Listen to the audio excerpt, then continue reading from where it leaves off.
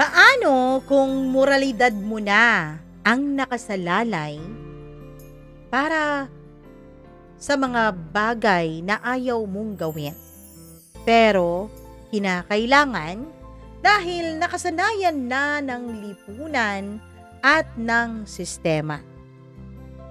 Nako, meron ka bang kakilala na gusto ng marangal at maayos na buhay pero nahihirapan siyang gawin dahil nakasanayan na sa kanyang paligid yung mga hindi magagandang gawain. Yung mga gawain na, alam mo na, pangit, immoral at hindi naman na ayon sa moralidad. Nako, atin pong tunghayan ang isang kwento ng isang alagad ng batas. Kung papaano niya ba papatunayan na hindi nabibili ang kaniyang dignidad. Ito na po ang paborito niyong programa, ang Dear Mamma Mia.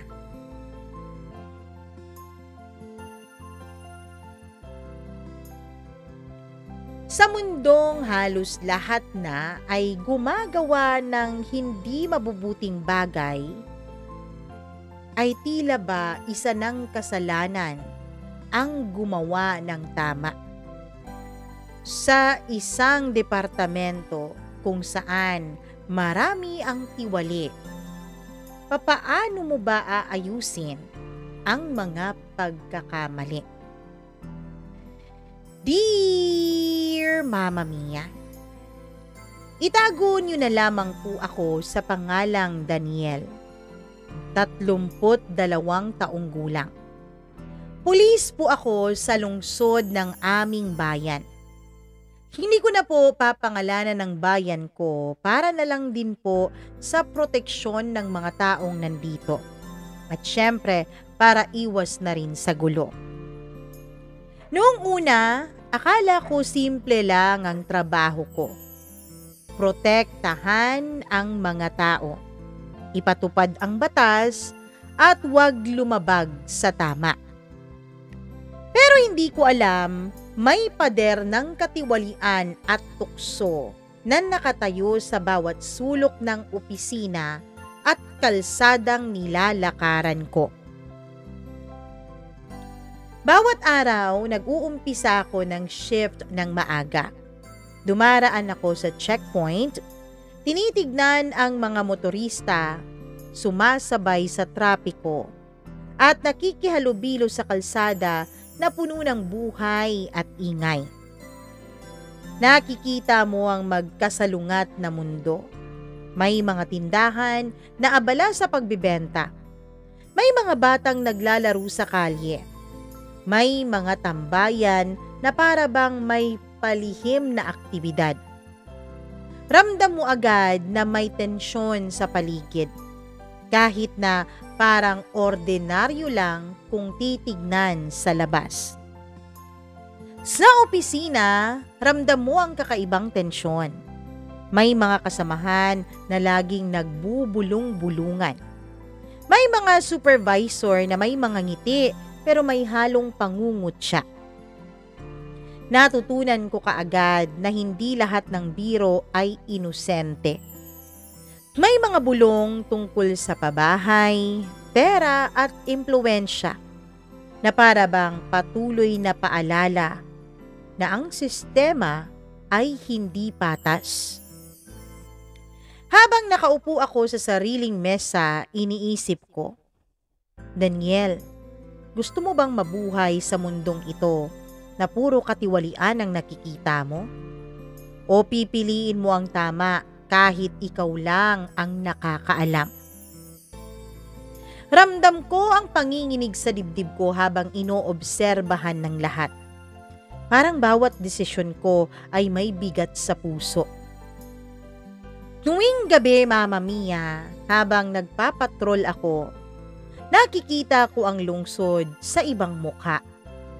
May mga bata pa rin sa kalsada. May mga tricycle driver na nakatingin sa paligid. May mga tambayan pa rin na tila mas lalong umiingay ang lihim na aktibidad dahil gabi na. Kahit simpleng traffic violation, ramdam mo na may mas malalim na nangyayari. Sa isang pagkakataon, may nakita akong batang naglalaro malapit sa railway tracks. Pinigilan ko siya at tinanong ko kung nasaan ang kaniyang pamilya.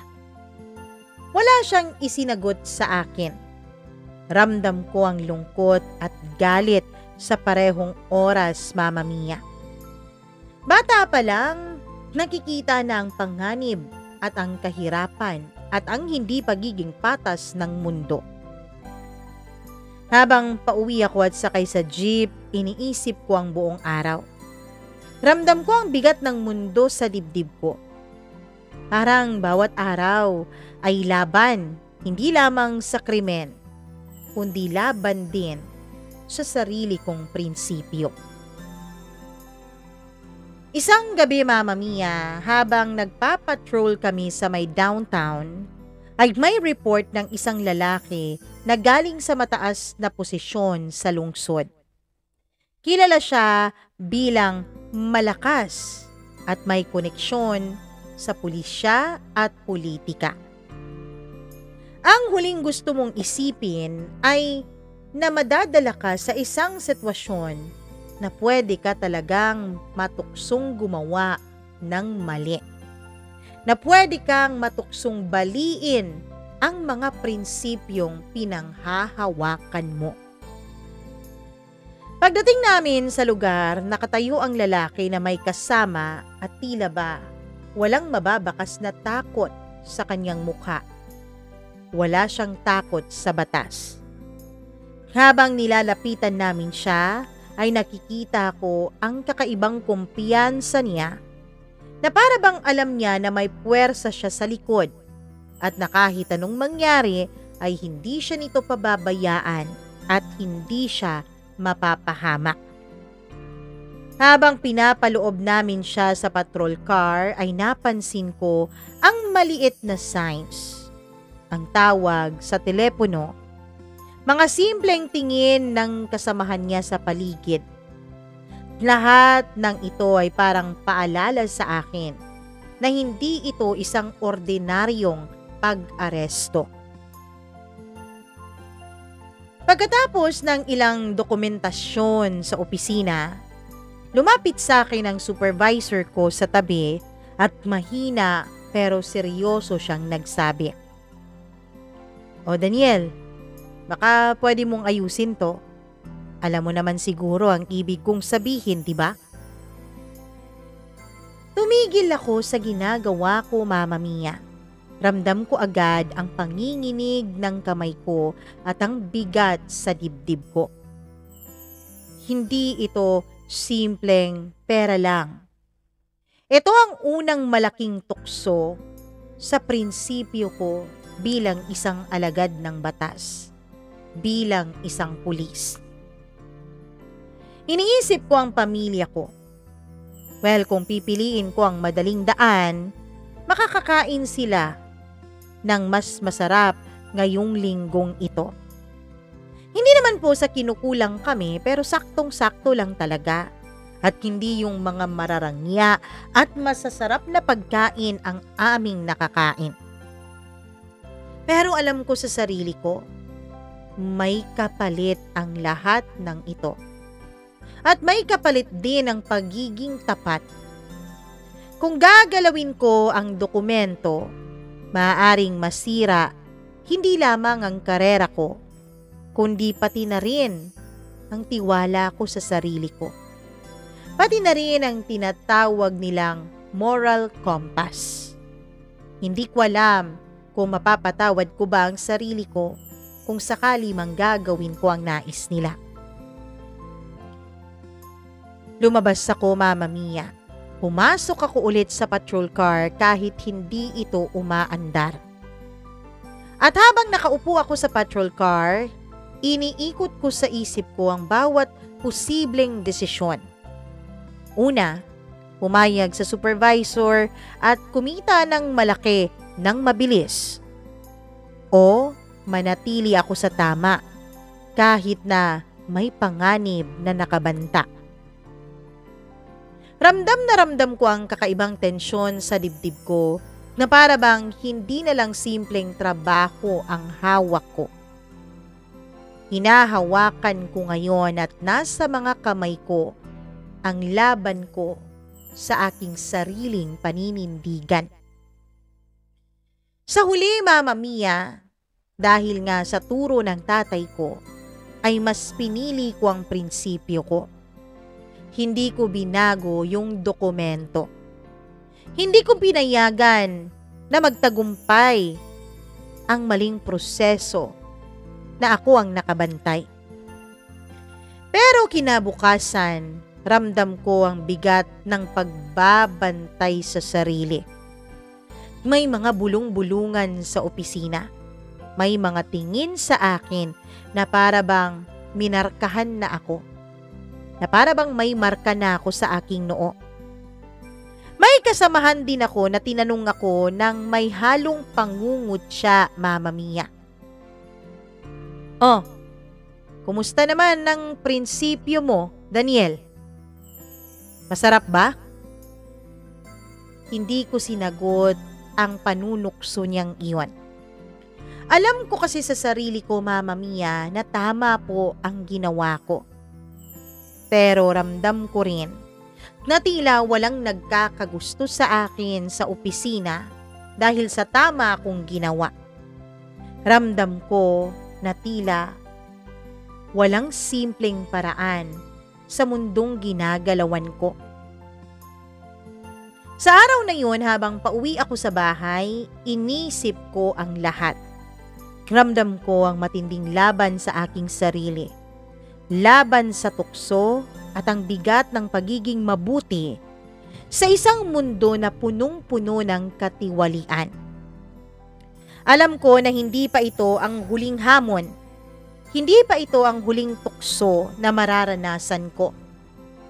At marahil, meron pang mas malaki at mas mapanganib na tuksong darating sa akin. Araw-araw, Mama Mia, ang trabaho ko po bilang isang pulis ay hindi lamang sa loob ng opisina.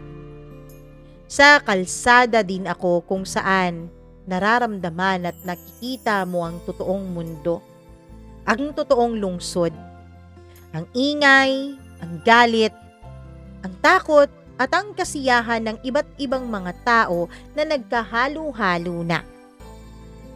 Tuwing umaga, bumababa ako sa patrol car at iniikot ko ang mata sa paligid kung saan ako nakadistino. Nakikita ko kaagad ang mga kontradiksyon. Meron pong mga taong abala sa kani-kanilang mga telepono. Pero namang mga bata at mga pulubi na ang hawak ay isang lata ng sardinas na walang laman. Tapos ginugulo-gulo ito, iniikot-ikot para makatawag ng pansin sa mga nagdaraan, baka sakaling may mag-abot ng barya. Tulad ng nakasanayan ay may mga naglararong mga bata sa kalsada at mayroon ding mga tambayan ng mga kabataan at minsan mga matatanda na para bang ang hirap pasukin. Na kapag nagawi ka lang sa lugar na yon, lahat ng mga nanlilisik na mga mata ay nakatingin sa iyo. Na tila ba merong nangyayari sa loob ng tambayang iyon na ayaw nilang malaman ng iba. Isang araw, Mama Mia, may batang lalaki na nahuli sa pagnanakaw ng tinapay sa palengke ng lungsod. Habang hawak ko siya sa kamay ay nakita ko ang gutom at takot din sa kanyang mga mata. Iho, bakit mo naman ito ginawa?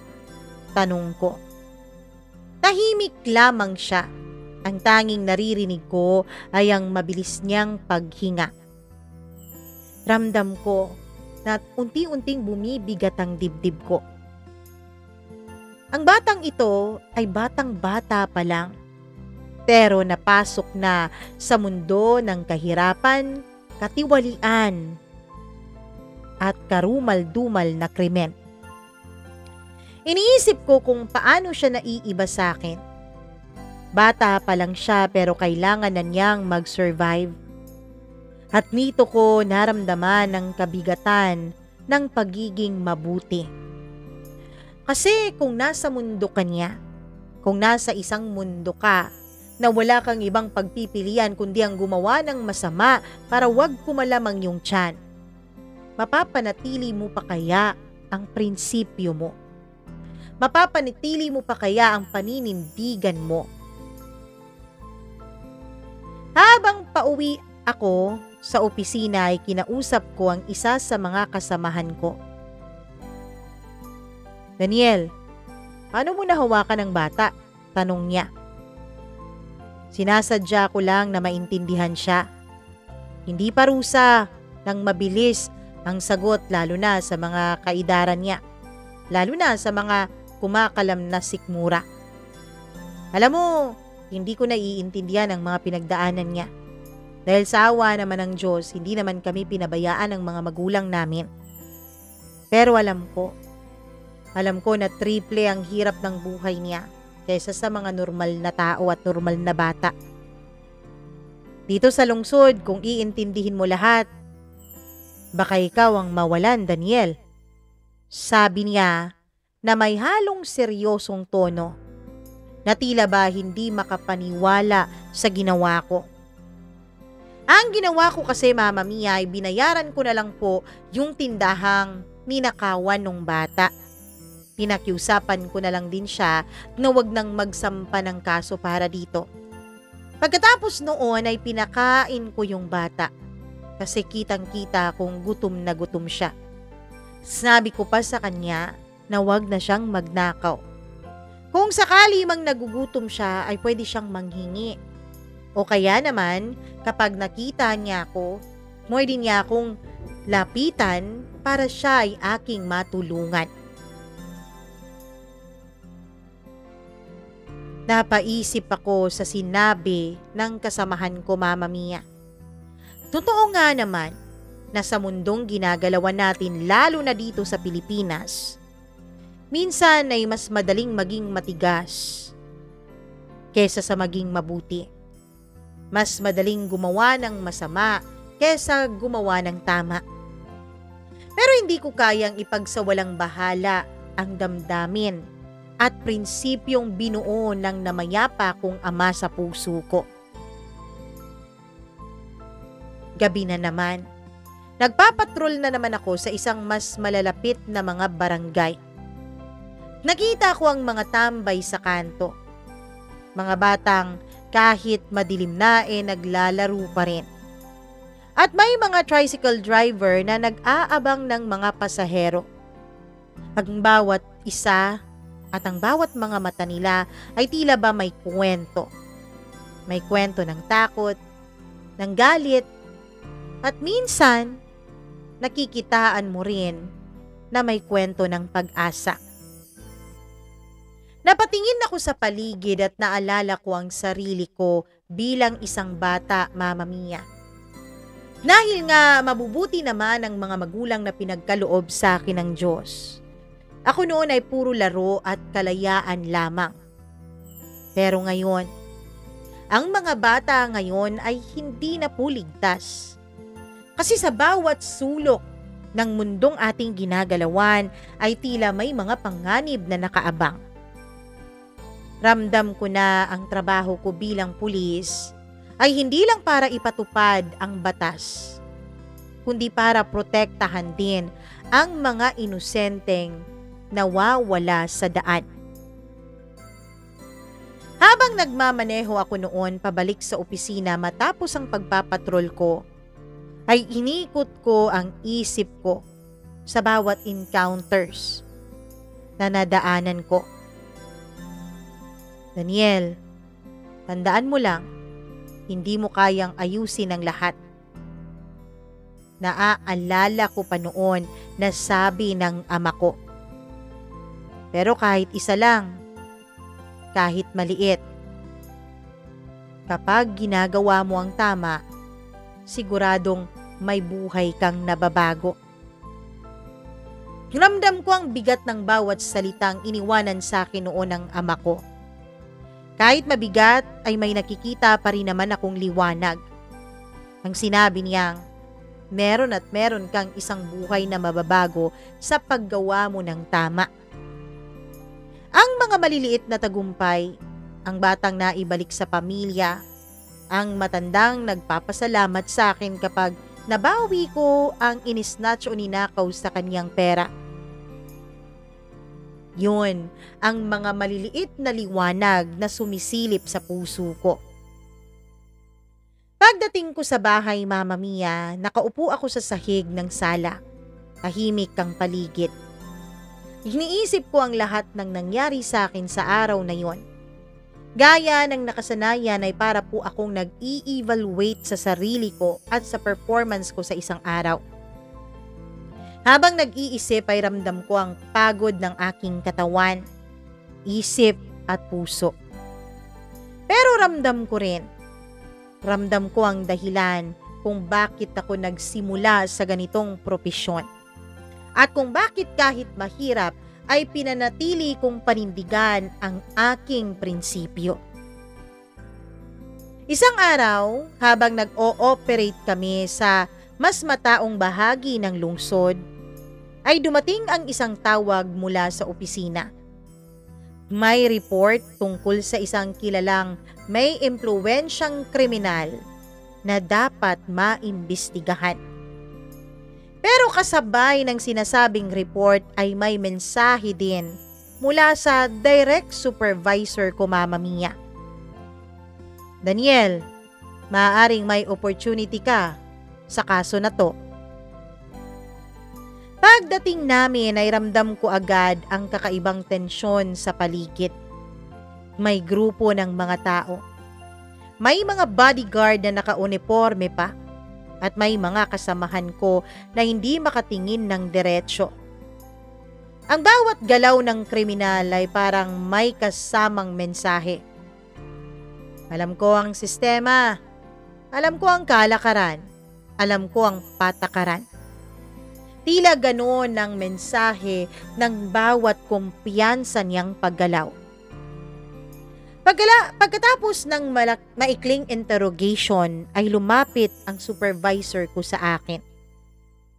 Mahina ang boses niya pero may bigat sa kanyang tono.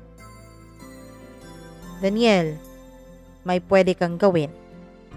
Kung susundin mo ang direksyon ko, makakakuha ka ng malaking bonus. Alam mo naman siguro kung ano ang ibig kong sabihin, di ba? Sa pangalawang pagkakataon, Mama Mia, ay naramdaman ko ang panginginig sa katawan ko. Tama. Hindi lang simpleng pera ang inaalok niya. Eto muli ang isang tukso na mas malaki kesa sa tuksong inilahad niya sa akin dati. Mas malaki ito. Mas tiba-tiba kung papatulan mo. Inikot ko sa isip ko ang lahat ng posibilidad.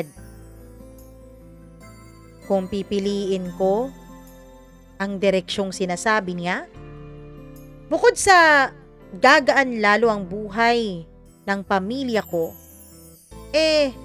baka maging kaibigan ko na rin ang mga kasamahan ko. Baka matigil na rin ang bulong-bulungan sa opisina na alam ko na ako ang dahilan. Baka maging mas masaya ang trabaho. Pero kung tatayo ako sa tama, baka mapahamak ako.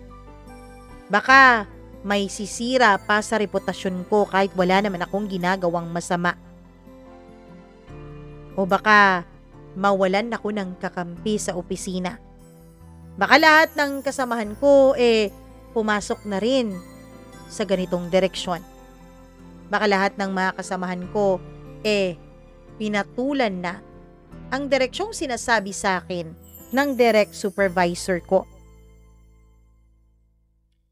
Mama Mia, nag-excuse muna ako noon sa supervisor ko at lumabas. Nakita ko ang patrol car at pumasok ako doon at naupo. Dito kasi ako tumatambay lalo na kapag gusto kong mag-isip. Iniisip ko ang bawat senaryo, ang bawat posibilidad na pwedeng mangyari kapag iba ang magiging desisyon ko kesa sa dati. Daniel, kailangan mo bang lumabag sa prinsipyo mo para sa pansamantalang kaginhawaan at para sa pagtanggap ng iyong mga kasamahan? O pipiliin mo ang tama kahit ikaw lang ang gumagawa nito? Paulit-ulit kong tinatanong iyon sa sarili ko. At habang tinatanong ko yun, Mama Mia, ay mas lalong nanginginig ang puso ko. Para bang bawat segundo ay nagtatanong ako kung tama ba ang gagawin ko. Kung ito ba talaga ang mas nakakabuti para sa lahat. Iniisip ko rin ang pamilya ko. Paano kung malaman nila? Ang ama kong yumao na matindi ang paninindigan sa kanyang prinsipyo. Kikilalanin pa kaya niya akong anak kapag nakita niyang tinalikuran ko ang prinsipyo ko? Paano kapag malaman ng mga anak ko na ganito ang pinaggagawa ko? Magiging proud pa kaya sila sa akin? O masisira ng tuluyan ang kanilang tiwala at paghanga sa tatay nilang pulis? Hindi ko kayang maging dahilan ng pagdurusa ng mga anak at pamilya ko. Ngunit paano kung hindi ko ito tatanggapin? Paano kung hindi ko tatanggapin yung offer sa akin? Paano kung gawan ako ng mga gawa-gawang kasalanan at ito ang magiging dahilan ng pagkasira ng aking karera? Mama Mia, kung bakit ko naisip ito ay dahil meron na pong napapabalita dati. Napapabalita na isang matinong tao na kahit anong alok sa kanya ay hindi siya gumawa ng masama. Pinanindigan niya ang prinsipyong hawak at kinalakihan niya. Pero sa huli ay natanggal siya sa serbisyo. Tapos, napagbintangan pa siyang nagbebenta ng pinagbabawal na gamot at nasira ang buhay niya. Ano ba talaga ang mas matimbang sa akin? Matapos ang ilang minutong pag-iisip ay nakita ko ang supervisor ko na nakatingin sa akin mula sa loob ng opisina. Kaya naman huminga ako ng malalim at nagpasya. Hindi ko pa rin tatanggapin yung offer. Bahala na. Pipiliin ko pa rin ang tama. Kahit lumalakas ang tukso, hanggat kaya ko, pipiliin kong gumawa ng mabuti. Ramdam ko ang bigat sa dibdib ko pero may konting liwanag. Ang kaalaman na sigurado akong nagiging proud sa akin ng ama ko sa kabilang buhay. Habang nakikita niya kung hindi talaga ibinibenta ang aking prinsipyo. Kinabukasan, Mama Mia, ramdam ko agad ang epekto. Mas lalong sumasama ang mga tinginang binibigay sa akin ng aking mga kasamahan. Mas lalong lumalakas ang bulong-bulungan sa likod ko.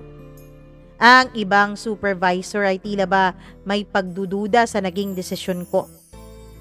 Ramdam ko ang matinding pagkakaiba ng pagtrato nila sa akin kesa sa iba kong mga kasabayan at kasamahan. Ang pagpili pala ng tama ay hindi laging pinapalakpakan ng iba. Ang pagpili pala ng tama, minsan ayun pa ang kinukutya nila. Sa gabi habang nagmamaneho ako ng patrol car ay inikot ko ang isip ko sa lahat ng mga tuksong dumating sa akin. Mama Mia, inisip ko noon kung kakayanin ko pa ba ang paglipas ng panahon sa ganitong trabaho kung saan napakamatindi ng tukso at katiwalian. Alam ko kasi, Mama Mia, na kung hindi ako matatanggal sa serbisyo, baka mas mga malalaking tukso pang dumating sa akin.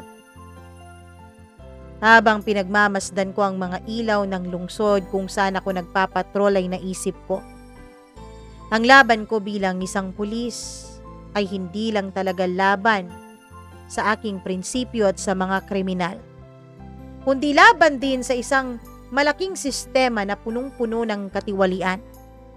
At araw-araw, kailangan kong panindigan ang desisyon ko dahil dito nasusukat ang lakas ko bilang isang tao. Mama Mia, hindi lang po trabaho ang nagpapabigat sa dibdib ko. Ang pamilya ko rin, ang nanay ko na nagkakasakit na, ang mga kapatid kong umaasa din sa akin paminsan-minsan, at syempre ang mga anak ko at ang asawa ko. Mama Mia, nakasalalay ang desisyon ko sa araw-araw sa mga taong dapat kong tulungan sa mismong aming tahanan. Tuwing gabi pagkatapos ng shift, pauwi na ako at nakikita ko ang mga ilaw sa bahay namin. Ang simpleng tanawin na yun na nagbibigay ng aliw sa akin. Pero kasabay nito ay ramdam ko rin ang bigat ng responsibilidad na dala-dala ko. Dahil nga nagkakasakit na ang nanay ko, Mama Mia, ay ako ang gumagastos at sumasagot sa mga gamot at pang-maintenance niya.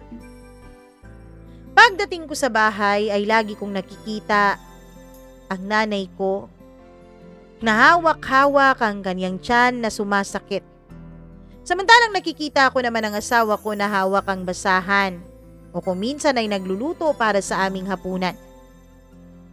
O Daniel, pagod ka ba? Ayos ka lang ba? Tanong ng nanay ko. Ayos lang ako, Ma. O mahal, kumusta ang araw mo? Ngumingiti ako sa kanila. Kasi nagtatanong sila sa akin na para bang hindi nila alam kung gaano kabigat ang trabaho ko at ang responsibilidad ko. Hindi ko ito masagot ng maayos. Paano ko ba ipapaliwanag sa kanila na hindi lang pagod ng aking katawan ang nararamdaman ko, kundi bigat din ng moralidad na kailangan kong harapin sa araw-araw. Ang kapatid ko naman, Mama Mia, ay mas bata pa po talaga kaysa sa akin. Namatay ang papa ko nang hindi man lang nasilayan ng maayos ng kapatid ko ang mukha niya at hindi man lang siya nagabayan nito ng maayos. Kaya naman pinangako ko sa sarili ko na ako ang gagawa noon para sa kapatid ko. Mama Mia, ang kapatid ko ay mataas din ang pangarap. Lagi kaming nag-uusap dalawa tungkol sa mga pangarap niya, kung paano niya makakamit ang scholarship para makapag-aral sa kolehiyo. Minsan nga, Mama Mia, sinasabi niya sa akin na baka hindi na raw niya matupad ang kanyang pangarap dahil sadyang mahirap daw talagang makakuha ng scholarship, lalo pat hindi naman siya kabilang sa mga pinakamatatalino sa klase. Ramdam ko na may expectation sa akin ng kapatid ko. Hindi bilang isang kapatid na tutulong sa kanya sa pag-aaral o sa ibang mga gastusin, kundi bilang isang mabuting halimbawa. Kaya kung ako ay susuko sa tukso o maling daan, baka masira ang respeto ng kapatid ko sa akin. Nakikita ako rin ang mga anak ko na gumagawa ng kani-kanilang mga assignments. Ang panganay ko pa ay laging sinasabi na gusto niyang maging pulis kagaya ko. Astig raw ang maging pulis dahil nanghuhuli ng mga masasama. Tinitignan ko ang anak ko ng may kalungkutan. Kung alam lang niya, kung naiintindihan lang niya ang isang malaking maling sistema, ay baka masusuka siya. Habang nakaupo ako sa sala, ay inikot ko sa isip ko ang mga dapat kong gawin. Iniisip ko ang sarili kong hinaharap. Paano kung ang pagpili ng tama ay magdulot talaga ng panganib hindi lang sa akin, kundi maging sa aking buong pamilya? Paano kung sa bandang huli ay walang nakakaalam o walang nakaka-appreciate na gumagawa ako ng tama? Ngunit alam ko, Mama Mia, na kahit walang nakatingin, ang prinsipyo ko ay nanatiling mahalaga. Daniel, alam mo, tuwing umuuwi ka, laging pagod na pagod ka. Sabi ng nanay ko. Hindi naman po sa lahat ng oras, Ma. Sagot ko na pinipilit ngumiti. Pero anak, halata ha? Hindi mo ba gustong magpahinga na muna? Gusto rin po, pero alam niyo naman na may kailangan akong trabaho. Alam niyo naman na tungkulin ko ito at sinumpaan ko ito. Lumahimik ang nanay ko at alam kong hindi niya maiintindihan ang lahat ng nangyayari sa trabaho ko dahil ako ang kauna-unahang pulis sa aming angkan. Ngunit ramdam ko pa rin ang sarili niyang suporta sa sarili niyang paraan. Sa simpleng presensya niya, sa pag-aalala niya sa akin, pati na rin ng asawa ko, Mama Mia. Sa gabi habang nakaupo ako sa balkonahe ng bahay namin ay pinagmamasdan ko ang aming paligid at mga kapitbahay. Iniisip ko, Mama Mia, ilan kaya sa mga kapitbahay ko ngayon ang natutulog ng mahimbing dahil hindi nila kailangang mamili araw-araw sa tama o mali? O ilan kaya sa mga kapitbahay namin ngayon ang hindi makatulog dahil inuusig ng kanilang konsensya dahil gumagawa sila ng hindi tama? At ilan din kaya ang katulad ko na hindi rin makatulog dahil natatakot sa pwedeng hinaharap niya kapag patuloy siyang lumalabag at sumusuway sa sistema? Binalikan ko ang ilang beses na muntik na akong matukso ng gumawa ng hindi mabuti. Binalikan ko ang ilang beses na muntik ko ng isuko ang akin pong sarili, ang akin pong paninindigan at prinsipyo. Hindi ko alam kung hanggang kailan ko yun mapapanindigan. Pero ang alam ko, Mama Mia, habang dumadaan at tumatakbo ang araw, ay mas lalong lumalaki ang mga hamon. Ang mundo ay hindi magiging madali para sa isang tapat na pulis. Bawat desisyon ko ay may kaakibat na epekto sa pamilya ko, sa mga kasamahan ko, sa mga taong pinagsisilbihan ko at lalong-lalo na sa sarili ko. Sa bawat hakbang, kailangan kong timbangin ng tama laban sa tukso at panganib. Mama Mia, ang opisina namin ay parang isang hiwalay na mundo. Sa labas, normal lang ang mga tao. Nag-uusap, nagtatrabaho, umiikot sa kalsada. Pero sa loob ay may sariling patakaran ng bawat isa. May mga kasamahan na pumipili ng pera kaysa sa hustisya. May mga supervisor na may mga sariling interes. At may mga kasamahan na nagtatago ng lihim. Tuwing pumapasok ako sa opisina, ramdam ko agad ang kakaibang tensyon sa paligid na pilit iwinawaglit sa mga peking ngiti. May mga bulong, may mga ngiti na nangungutya sa mga gumagawa ng tama. At may mga dokumento na dapat ay walang problema pero may kakaibang markang nakalagay. Napapaisip ako, kailan ba nag-umpisang maging normal ang ganitong sistema? Mulat sa pulba, ganito na talaga ang kalakaran? Nakikita ko rin ang mga kasamahan ko na tila naglalaro sa hangganan ng tama at mali. Ang ibang mga pulis ay kumukuha ng suhol mula sa mga tindahan at mga kakaibang negosyante. Ang iba naman ay tahimik lang pero alam mong may ginagawa din silang hindi tama. Ramdam ko na may kumpiyansa sila, Mama Mia, na walang makakagalaw sa kanila dahil sadyang ganito na talaga ang sistema. Habang nakaupo ako sa mesa at tinatapos ang mga report ko, ay may mga mumunting boses na pumapasok sa isipan ko. Daniel, kahit anong gawin mo, hindi mo talaga kayang baguhin ang buong sistema. Hindi ka nga siguro makakagawa ng malaking pagbabago eh. Pwede mong samahan ang mga kasamahan mo para tulad nila umalwan-alwan din ang buhay mo. Para tulad nila, makabili ka rin ng mga magagandang sasakyan.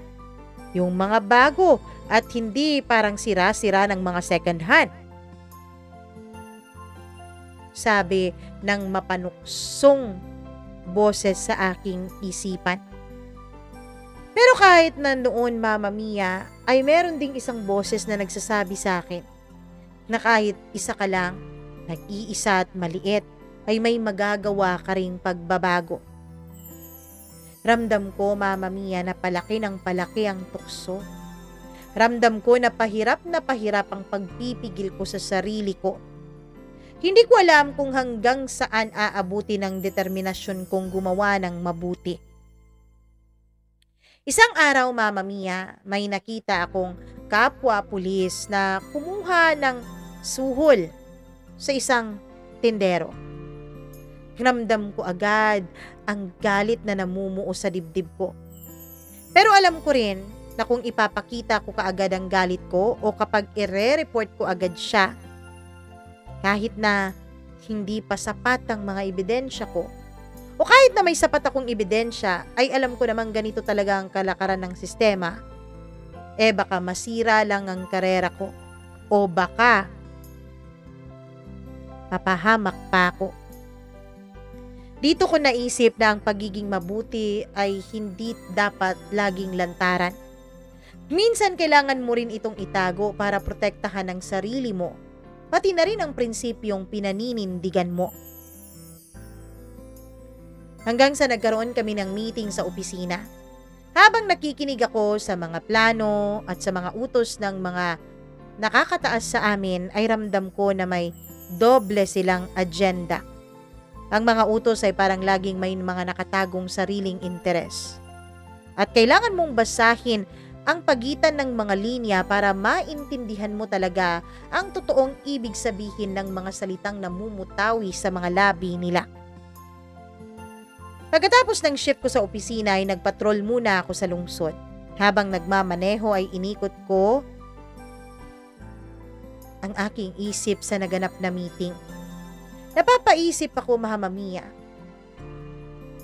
Ano nga ba ang ibig nilang sabihin sa mga pinag-uusapan nila kanina?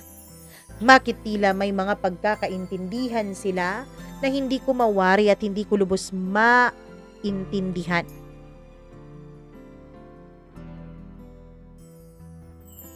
Para kasi akong outcast. Hindi lang naman ako nag-iisa, pero ako yung nag-iisang lantaran na hindi talaga pumapayag at hindi nagpapalamon sa sistema. Yung iba, Mama Mia, binabago naman nila ang mga dokumento o mga ebidensyang hawak nila kahit na hindi sila tumatanggap ng pera. Meron po akong isang naging kaibigan sa opisina. Alam kong tulad ko ay ayaw niyang gumawa ng mali. Kaya lang sabi niya, wala raw siyang magagawa dahil kailangan na kailangan daw niya ang pera at ang sweldo sa trabaho. O ano, gumawa ka ng masama? Gumawa ako ng masama. Binago ko yung ebidensya. Gaya ng utos ni Chief. Tinapon ko rin yung iba. Nagpadala ka sa sistema, sabi ko. Pwede mong sabihin na ganun. Pero hindi ako tumanggap ng pera. Hindi ka tumanggap ng pera pero gumawa ka ng masama. Paano yun? Ginawa ko lang yun. Para hindi nila ako pag-initan. Para hindi ako ma-demote. At para mauna ako sa mga promotion. Alam mo naman, 'di ba? May sakit ang inaanak mo. Alam mo naman na hindi biro yung sakit niya sa puso. Kaya kailangan ko talaga ang trabahong ito. Mama Mia, hindi ko alam kung maaawa ako sa kanya o hahanga. Kasi kahit gumawa siya ng mali, hindi naman niya tinanggap yung pera galing sa mali. Pero mali pa rin yun eh. Kaya lang, sino ba ako para husgahan siya sa mga pinagdadaanan niya at sa pagprotekta niya sa kanyang pamilya at sa kanyang karera? Mama Mia, habang tumatakbo ang araw, ay tila mas lalong nagbabago ang hangin sa loob ng opisina. Tila lahat ang tingin sa akin ay isang taksil. Kahit na wala naman akong ginagawang masama sa kanila. Ramdam na ramdam ko na tila hindi sila kumpiyansang nandyan ako sa paligid. Kung dati-rati, Mama Mia, ang mga dokumento o kung ano pa mang ginagawa nila ay nasa kanilang mesa lang, hayagan, ngayon ay hindi na. Parang patagunan nilang ginagawa dahil tila ba natatakot sila na may makita ako, na may gawin ako. Isang hapon, may kasamahan akong lumapit sa akin na kilala bilang tuso at manipulative. Daniel, napapansin ko na parang iba na ang approach mo ngayon ah. Sabi niya na hindi ko alam kung may pangungutya ba o paghanga. Ano? Bakit naman? Kalmado kong tanong. Para kasing tingin mo tama lagi ang ginagawa mo. Pero alam mo, Daniel, hindi lahat ng tama ay nagbubunga ng mabuti. Sagot niya. Ramdam ko ang tensyon sa bawat salitang binibitawan niya. Alam ko na sinusubok niya ang prinsipyo ko. Napapaisip ako. Dapat ba akong magpakita ng inis at galit? O dapat ba akong manatiling kalmado at tahimik? Ang bawat galaw ko ay pwede ring maging dahilan ng pagkakaiba sa trabaho o sa reputasyon ko. Hindi lang sa kasamahan pumapasok ang tukso, Mama Mia. Isang araw, may report tungkol sa isang kriminal na kilalang kilala na merong malaking impluwensya sa isang malaking politiko sa lungsod namin. Ang supervisor ko, gaya ng dati, ay tila iba ang tingin sa akin. O Daniel, saan ka pupunta? Tanong niya. Sir, rerespondihan ko po yung report. Hindi ikaw. Pero sir, sa area ko po yun eh. Hindi ikaw, sabi ko. May utos ako sa yung iba. Hayaan mo na ang makasamahan mo doon. May inutusan na ako doon. Pero sir, wala nang pero-pero Daniel. Kung di, isa-sanction kita ng insubordination. Wala akong nagawa, Mama Mia, na nahimik na lamang ako. Kahit na alam ko kung bakit niya ginawa yon. Alam ko kasi, Mama Mia, na tutuksuhin niya ulit ako kung sakali mang ako ang maka-assign doon. At alam kong alam din niya na kahit subukan niya akong tuksuhin, mahihirapan siya o baka mabigo siya. Gaya ng nakasanayan, pumunta na ang mga bagong naka-assign kuno sa lugar na yon. Magbalik nila ay bit-bit na nila yung maimpluwensyang tao. Konting usap-usap. Tapos nagulat ako, Mama Mia. Dahil wala pang isang oras ng interogasyon ay pinalabas na yung taong iyon. Anong nangyari? Hindi ba illegal drugs yun? Bakit nakawala? Bakit nakalabas? Wala namang nakitang ebidensya dun eh. Paano mo i-detain ng isang taong walang ebidensya? Sabi ng isang kasamahan ko na siyang kumuha sa maimpluwensyang tao na yon. Ngumingisi-ngisi pa siya. Na tila ba pinaparating niya sa akin, Mama Mia, na talunan ako. At tunay nga, walang ebidensyang naitala. Tila naglaho ang mga report na merong mga ebidensyang nandoon. Sabi ng iba, baka false report lang. Sabi ng iba baka hindi totoo. Pero alam ko sa sarili kung totoo ang report na nakarating sa amin, Mama Mia. Kaya lang, baka nilinis na nila ang ebidensya. O baka nga, pati yung mga kasamahan ko kasama na sa mga naglinis. Hindi ko alam, Mama Mia, kung ano bang mas nakakatakot. Ang mga kriminal na nakikita ko sa kalsada o ang mga kriminal na nakasuot ng mga kagalang-galang na uniforme. Isang araw, may ulat na may malaking iskandalo sa departamento. Maraming pulis ang sangkot sa pagtanggap daw ng suhol. At ang pangalan ng ilang supervisor ay lumabas.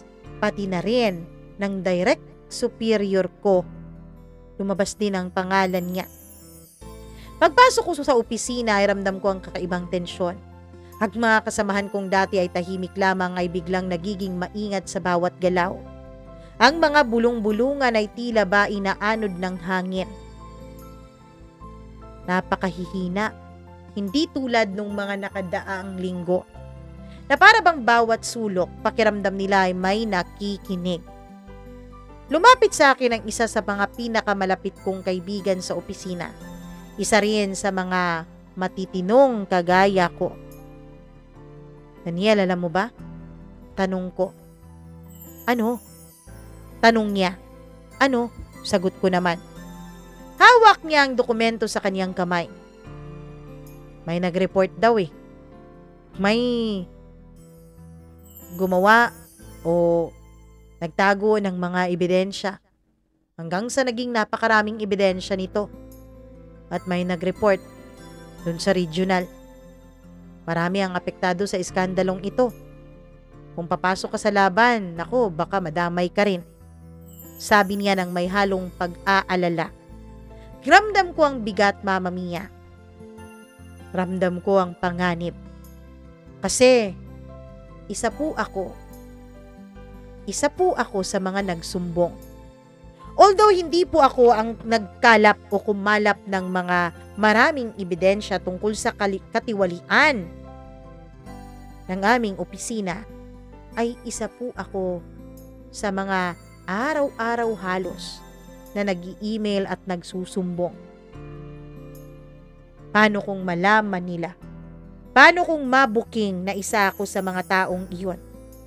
Makamasira na ng tuluyan ang karera ko. Habang lumalala ang iskandalo, ang relasyon ko sa mga kasamahan ko ay mas nagiging komplikado din. Dahil kilala nga ako sa pagtutol na gumawa ng mali, ay isa po ako sa mga pinaghihinalaan ng mga taong sangkot na nagsumbong, na kumalap ng mga ebidensya. Dahil doon ay nahati ang mga kapulisan sa opisina. May mga mabubuti palang pulis na tahimik lamang na nagpakita ng suporta sa akin, na nagpakita ng pagtitiwala. Pero may iba din, Mama Mia, na tinitignan ako ng masama, na para bang ako ang magiging mitya ng kanilang kabuhayan. Daniel, alam kong may kinalaman ka sa iskandalong ito.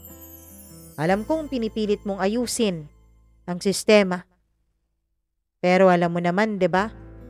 Alam mo namang may kapalit yan. Ano? Anong sinasabi mo dyan? Tanong ko sa isang kasamahan ko. Bulong-bulungan kasi na baka ikaw raw yung nagsumbong. Galit na galit sa'yo si Chief. Mama Mia, hindi ko alam. Pero totoo naman ang sinabi ko.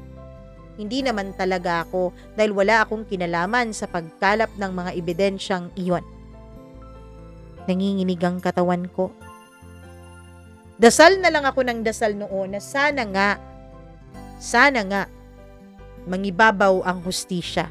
Sana nga, this time, mangibabaw ang tama sa mali. Ang moralidad sa masama. Lagi kong iniisip, Mama Mia, paano kung mapawalang sala sila? Sigurado ako na kapag nagkataon na mapawalang sala sila, ako ang mawawala sa serbisyo. Dahil ako nga ang pinaghihinalaan nila. Sa mga iskandalo, sa gitna ng iskandalo ay may mga kaibigan at kasamahan akong naglakas loob na tumulong sa akin sa pagpili at pagpapanatili ng integridad sa opisina. Habang unti-unting lumalabas ang katotohanan, ramdam ko ang pagod, takot, at syempre Mama Mia, relief ng sabay-sabay. Isang araw, pagpasok ko sa opisina, ay nagulat ako dahil may isang mandato galing sa regional na nagsasabing sibak na sa pwesto ang mga nasangkot sa iskandalong ito. Yung iba ay kinasuhan pa talaga. Mama Mia, natakot ako noon. Dahil alam ko na mas lalong iigting ang galit nila ngayon na natanggal sila sa kanilang trabaho. At alam ko na lalong nagiging mapanganib ang mundo para sa akin. Kaya naman sa araw na yon ay lumabas ako. Nagbiyahe ako at pumunta ako ng regional. Doon ay nakiusap ako. Sabi ko magpapa-assign ako sa ibang presinto. Sa ibang lugar na kung pwede, sa ibang probinsya. Mama Mia, buti na lang at naintindihan naman ng mga pinakiusapan ko ang sitwasyon ko. Sakto naman din na merong isang posisyon na nagbukas sa 2 probinsya mula sa amin. Doon daw nila ako ililipat. Kinagabihan, kinausap ko ang mga pamilya ko, pati na rin ang kapatid ko. Magkukolehiyo na siya. Sabi ko sa Maynila na lang siya mag-aaral. Natuwa naman ang kapatid ko. Kinabukasan ay pumunta muna ako ng sementeryo at nagpaalam muna ako sa papa ko. Alam kong kahit hindi ko siya madalas na madalaw ay naiintindihan niya ang desisyon ko. Alam kong kung siya man ang nasa lugar ko ay yun din ang pipiliin niya. Ang gumawa ng tama at pagkatapos ay gawin din ang tama para sa mga mahal sa buhay. Mama Mia, nailipat nga ako nang wala pang 2 linggo sa bagong destino ko. Wala ring sinabihan mula sa dati kong opisina at sa dating lugar kung saan ako na-assign kung saan ako inilipat. Basta ang email lamang ay nagsasabing ililipat ako sa iba. Lumipas ang ilang mga araw pero kabado pa rin ako. Natatakot pa rin ako, Mama Mia, na baka may sumulpot lang bigla. Na baka may panganib lang bigla na darating sa mag-iina at sa mama at kapatid ko. Hanggang sa mabilis din lumipas ang 3 buwan, dito ay unti-unti na po akong nakahinga. Dito ay unti-unti na po akong napanatag, lalo pat may mga naparusahan na rin. May mga nakulong na rin. Ngayon, Mama Mia, ay nakapagtapos na po sa pag-aaral ang kapatid ko. Hindi naman yung pinag-aralan niya ay Bachelor of Science. 2 years course lang dahil yun lang naman talaga ang kinaya ng budget ko. Kasi hindi ako tiwali eh. Hindi ko piniling gumawa ng masama para magkapera. Kasi kung ginawa ko yun, piyadong pwedeng magdoktor ang kapatid ko. Pero ayoko. Hindi ako magiging proud kung ang ipapakain ko sa mga anak at pamilya ko ay galing sa masama. Sa ngayon bilang isang pulis, alam ko na ang buhay ay hindi talaga palaging patas. Ngunit bawat maliliit na desisyon na tama ay para itong isang bituin na nagiging liwanag sa kadiliman. Ang bawat batang natutulungan ko, bawat kasong naayos ng tama, at bawat prinsipyong pinananatili, lahat ito ay nagbibigay saysay sa bawat araw ko sa aking trabaho. Habang tumitingin ako sa panibagong lungsod na kung saan ako naka-assign ngayon, ramdam ko pa rin yung pagod at tensyon. Pero ramdam ko na rin ang kapayapaan. Alam ko na kahit gaano pa karami ang tukso at katiwalian sa paligid, ang pagpili ng tama ay laging may epekto. Alam ko na meron pa ring mga tao at mga alagad ng batas at kawani ng gobyerno na matitino. Minsan nga lang mas marami yung tiwali kaysa sa matitino. Kaya minsan natatabunan ng paggawa ng tama kaysa sa paggawa ng mali. Ako, Mama Mia, ang dahilan ko kung bakit ako nagsimula maging pulis ay para po tumulong na maging liwanag sa isang sistema na maraming mali at maraming katiwalian. At alam ko na patuloy kong paninindigan ang prinsipyong iyon sa kabila ng lahat ng pwedeng mangyari. Hanggang dito na lamang po, Mama Mia, at maraming salamat sa pagbabasa mo nitong aking liham. Lubos na gumagalang at umaasang dumadami ang gagawa ng tama. Daniel.